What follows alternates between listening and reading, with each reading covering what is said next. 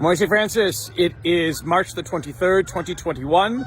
It is Tuesday of the 5th week of Lent. It is the 31st day of Lent as the Canadian geese fly by. Coming to you from the great circle that is by the chapel parking area and the grand magnolia tree right behind me over here. Today's readings, first from the book of Numbers, is a repeated reading that we will hear on one of the Sundays in Lent in one of the cycles. It is about the Israelites complaining about being in the desert without enough food, they think, and that it would have been better off in Egypt still, and God unfortunately sends them serpents to bite them and to make them sick.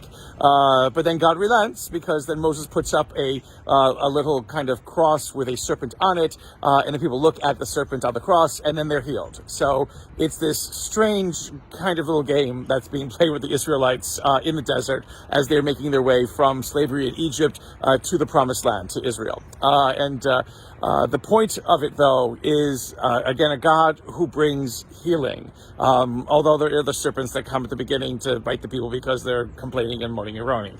But a God who still brings healing.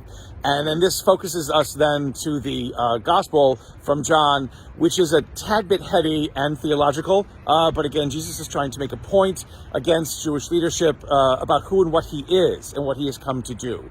And he speaks to them of how Moses, having lifted up the serpent in the desert to heal the people, so will Jesus be lifted up to bring healing to all. The problem is that the Pharisees and the scribes and Jewish leadership do not want to believe this is possible and refuse to believe that this is possible.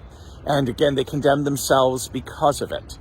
Again, another instance in which our God is a God of healing, a God who wants to bring us out of isolation, out of darkness, out of dead ends, out of holes and the places that we find ourselves too many times because we refuse to see and believe what God can do and what God is capable of doing.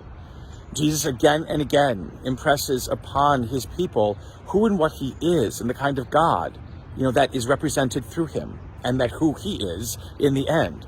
A God who brings life, a God who brings healing, a God who brings hope to a broken and pained world.